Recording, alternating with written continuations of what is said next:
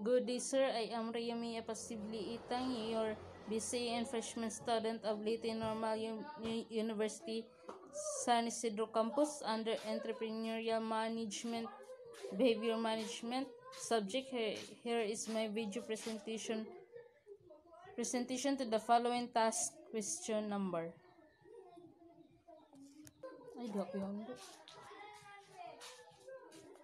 How an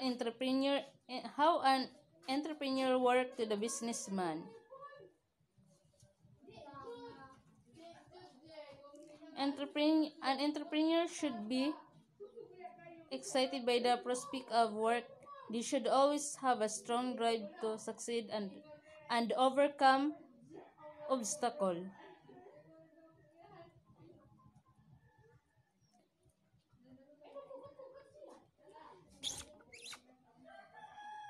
Discuss the different behavior or attitude of an entrepreneur.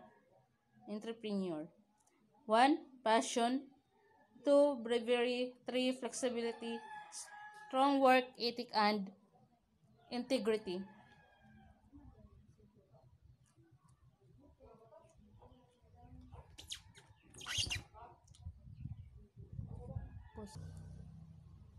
What factors affect the culture of organization? Organizational culture is composed of different observed forms which include verbal communication, use of symbols, ritual, tradition, techniques of problem solving, and use of machines.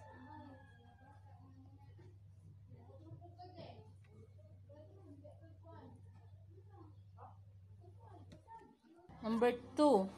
How organization live longer? Larger companies need a continuous input of more and more management energy simply to remain in existence, and larger the company, the more energy it needs to survive. 3. When can say that organization is powerful tool for human being. Effective organization create result, and to be fully effective and profit must exhibit strengths in 5 core organizational areas: leadership, decision making, and structure, people, work, process, and system, and culture. 4. Why divisional structure are very important for organizations. The advantage of this divisional structure in organizational and efficiency, for example, functional division keep your marketing, IT, RSD, HR, and other terms in department of their own.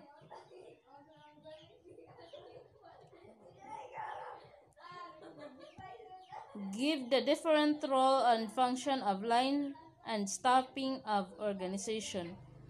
Line staff organization is management approach in which authorities manager establish goals and objectives that are then fulfilled by staff and other workers. A line staff organizational structure attempts to render larger and complex enterprises more flexible without sacrificing management authority. How the key elements work in the organization.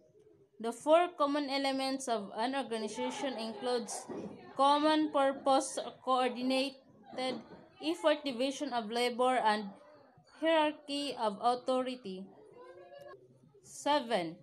What are the employee roles in the organization? The employee are the true asset of an organization. They are the ones contribute effectively towards the successful functioning of an organization. They strive hard to deliver their best and achieve the assigned targets within stipulated time frame.